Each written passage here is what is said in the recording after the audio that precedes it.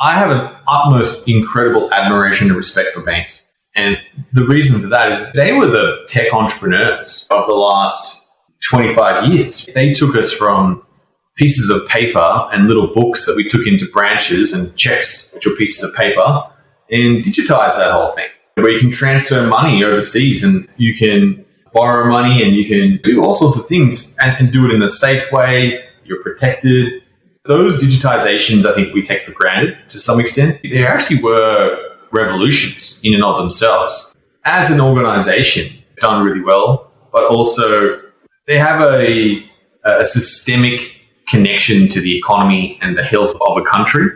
Managing that scale and the process, and almost every 2 years, you have to basically bankrupt the existing system and open up a new one.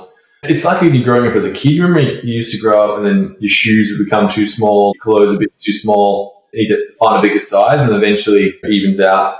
That's how I sort of feel. I still feel it's kind of still day one to a large degree. We're still growing and trying things and enterprising. There's kind of an interesting existing business that's rolling on, and there's another one that's sort of emerging as well at the same time, or several. And so you kind of got both sets of clothes being used.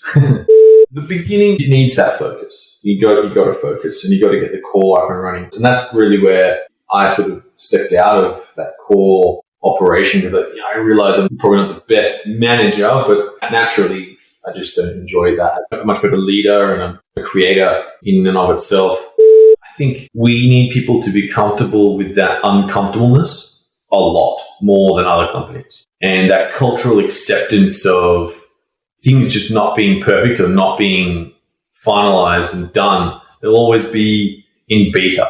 I even see myself as in constant beta, right? I'm a constant work in progress.